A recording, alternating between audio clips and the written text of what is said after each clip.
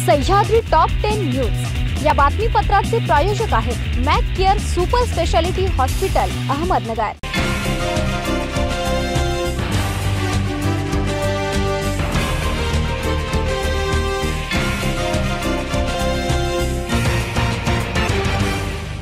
नमस्कार, मी साक्षी, न्यूज 24 सह्याद्री मध्ये तुमचं स्वागत।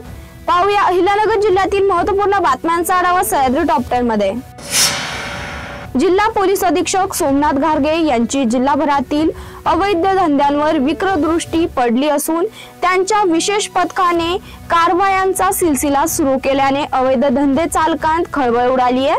संगमनेरमध्येही शुक्रवारी सायंकाळी 6 वाजेच्या सुमारास 2 ठिकाणी सुरू असलेल्या मटका व जुगार अड्ड्यांवर छापेमारी करत 10,46,310 रुपयांचा मुद्देमाल जप्त करत तब्बल 35 जणांवर गुन्हा दाखल करण्यात आला। याबाबत संगमनेर शहर पोलिसांकडून मिळालेली माहिती अशी की विशेष पथकातील पोलीस उपअधीक्षक सोमनाथ खाडे यांच्या नेतृत्वाखाली पथकाने शुक्रवारी पहिली कारवाई शहरातील तेलीकुंट परिसरातील एका पत्र्याच्या खोलीत सुरू असलेल्या मटका पेटीवर केली आहे। तेथे तब्बल 29 जण मटका खेळताना व खेळविताना आढळून आले। या कारवाईत 74,650 रुपये रोख रक्कम, 4,35,000 रुपयांचा मोटारसायकली, 2,26,000 रुपयांचे 22 मोबाईल असा एकूण 7,35,650 रुपयांचा मुद्देमाल जप्त करण्यात आला। शिंगणापूर बनावट ऍप बाबत सोशल मीडियात चर्चा झाली आहे। सामान्य जनतेत संतप्त प्रक्रिया आल्यात। सायबरकडे देवस्थानने तक्रार अर्ज दिलाय। विविध पक्षांच्या नेत्यांनी सुद्धा अर्ज दिले, तरीही या प्रकारात गुन्हे दाखल होणे सोडाच, पण साधी चौकशी सुद्धा होत नाहीये। याबाबत उलटसुलट चर्चांना उधाण आलंय। या प्रकरणात जे दोषी असतील त्यांना कडक शिक्षा झाली पाहिजे अशी ग्रामस्थांमध्ये चर्चा आहे। गेल्या 1 महिन्यापासून या प्रकरणाची चर्चा होत आहे। नगर धर्मदाय आयुक्त, जिल्हा पोलीस अधीक्षक यांच्याकडे तक्रारी दाखल केल्या असल्याने नगर सायबर शाखा व धर्मदाय कार्यालय चौकशी करत आहे। संस्कार आणि संस्कृती ही आपल्या देशाची व राज्याची खरी ओळख आहे। सामाजिक वैभवाचा सर्वोच्च अनुभव दिंडींच्या माध्यमातून मिळतो। निस्वार्थ भावनेतून पांडुरंगाच्या ओढीने पंढरपूरच्या दिशेने पायी चालणाऱ्या वारकऱ्यांच्या सोयी सुविधांमध्ये कुठलीही कमतरता भासू देणार नाही अशी ग्वाही महाराष्ट्र विधान परिषदेचे सभापती राम शिंदे यांनी दिली आहे। पारनेर तालुक्यातील पिंपळनेर येथे श्री संत निळोबाराय संजीवन समाधी स्थळास राष्ट्रस्तरीय ब वर्ग तीर्थक्षेत्र पर्यटन स्थळ म्हणून घोषित करण्यात आलं असून त्या अंतर्गत विविध विकास कामांचे भूमिपूजन व पिंपळनेर ते पंढरपूर पालखी सोहळ्याच्या प्रस्थान सोहळ्यानिमित्त ते बोलत होते। मान्यवरांच्या हस्ते श्रीफळ फोडून निळोबाराय पालखी पंढरपूरकडे मार्गस्थ करण्यात आली आहे। सामाजिक बांधिलकी जपत संजीवनी उद्योग समूहाने एक स्तुत्य उपक्रम राबवलाय। संजीवनी उद्योग समूहाचे अध्यक्ष आणि श्री साईबाबा संस्थानचे माजी विश्वस्त बिपिन दादा कोल्हे यांच्या वाढदिवसानिमित्त कोपरगाव बस स्थानकाच्या विश्रामगृहासाठी आवश्यक बेड्स भेट देण्यात आल्यात। हा उपक्रम केवळ औपचारिकतेपुरता मर्यादित न राहता प्रवासी आणि कर्मचाऱ्यांच्या आरोग्य व विश्रांतीसाठी खऱ्या अर्थाने सामाजिक जाणीव ठेवून राबवला गेलाय। या कार्यामागे संजीवनी युवा प्रतिष्ठान, उद्योग समूह आणि युवा नेते विवेक कोल्हे यांचं नेतृत्व कार्यरत आहे। या उपक्रमाचे कोपरगाव शहर आणि परिसरात सर्वत्र कौतुक होत आहे। यावेळी पराग संधान, वैभव आढाव, अमोल बनकर, अविनाश गायकवाड, DR काले, दिलीप दारुणकर, राजेंद्र शिंदे यांच्यासह अनेक मान्यवर आणि कार्यकर्ते उपस्थित होते। संजीवनी युवा प्रतिष्ठानच्या मार्फत 11 बेडचं लोकार्पण करण्यात येत आहे। तसं जर बघितलं तर या एसटी स्टँडचा कायापालट करण्यासाठी कोपरगावच्या प्रथम महिला आमदार सौ स्नेहलताताई कोल्हे यांनी बरेचसे परिश्रम घेऊन या बिल्डिंगसाठी निधी मंजूर करून आणला होता व ते आज मूर्त रूप आपल्याला दिसत आहे। या बिल्डिंगचे पाहणी करण्यासाठी ज्यावेळी विवेक भैया कोल्हे आले त्यावेळी त्यांनी जे बाहेर गावून ड्रायव्हर व कंडक्टर येतात त्यांची झोपण्याची व्यवस्था बघितली असता ती प्रचंड हालाखालीची होती। तसं बघितलं तर हे जे ड्रायव्हर कंडक्टर हे कोपरगावचे नसून बाहेर गावचे होते, परंतु एक माणुसकीच्या भावनेतून त्यांनी या ड्रायव्हर आणि कंडक्टर यांच्या आरोग्याचा आणि सगळ्याचा विचार करता हे 11 बेड लोकार्पण करण्यात आलेले आहे. अहिल्यानगर जिल्ह्यातून एक अभिमानास्पद आणि सामाजिक ऐक्य दाखवणारी बातमी समोर आली आहे.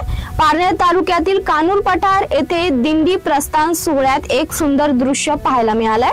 मुस्लिम बांधवांच्या खांद्यावर भगवी पताका आणि वारकऱ्यांचं मनापासून स्वागत. विशेष म्हणजे जुम्मा मस्जिद पासून दिंडींच्या मार्गावर मुस्लिम बांधवांकडून वारकऱ्यांवर पुष्पवृष्टी करण्यात आली आणि अल्पोहाराचं वाटपही करण्यात आलं.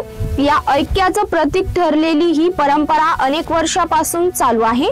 मंदिर आणि मशिदीची एकच भिंत असलेल्या या गावात एकाच पटांगणातून ताबूत मिरवणूक आणि दिंडी प्रस्थान होणं हेच कानूर पठारचं वेगळेपण आहे. समाजाच्या या ऐक्याचं जिवंत उदाहरण देणाऱ्या या उपक्रमात निजामभाई इनामदार, मेहबूबभाई इनामदार आणि पंचक्रोशीतील अनेक मान्यवर नागरिक सहभागी झाले होते. धर्मापेक्षा माणुसकी मोठी हे कानूर पठारनं आज पुन्हा एकदा सिद्ध केलंय.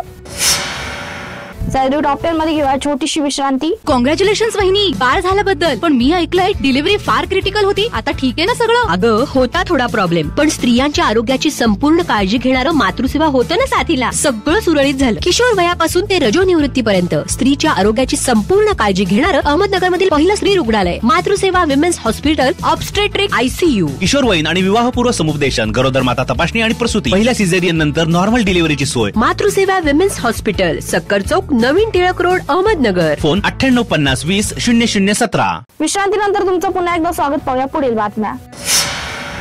श्रीरामपूर तालुक्यातील निमगाव खैरी येथे एका दुकानदार व त्यांच्या वडिलांना मारहाण करीत जातीवाचक शिवीगाळ करण्यात आली. या प्रकरणी श्रीरामपूर तालुका पोलीस ठाण्यात जखमी दीपक बाळासाहेब तुपे यांनी दिलेल्या फिर्यादीवरून गुन्हा दाखल करण्यात आलाय. पोलिसांनी आरोपी शुभम हुसले यास अटक केलं असून अन्य आरोपी निलेश बाळासाहेब परदेशी, विलास शिवाजी वाघ, धनंजय रोहम, अमोल दुसिंग व तुषार वाघ हे फरार झाल्यात. अगस्ती ऋषींनी दंड काढण्यात शेतकऱ्यांना शेती फुलवण्याचे धडे दिलेत. प्रवरा काठावरील ऋषी कृषी संस्कृतीचा हा वारसा घेऊन सेंद्रिय शेती व वन संवर्धनाचा जागर करत अगस्ती ऋषी पायीवारी दिंडीचे शनिवारी सकाळी पंढरपूरकडे प्रस्थान झालाय. आमदार डॉक्टर किरण महामटे यांच्या हस्ते पूजा आरती करण्यात आली. दिंडीचे हे 15वे वर्ष असून 2010 साली प्रत्येक मुक्कामाच्या ठिकाणी वृक्षारोपण, संवर्धन व स्वच्छतेचा संदेश देत अगस्ती आश्रम ते पंढरपूर ही पायी दिंडी वारी सुरू झाली.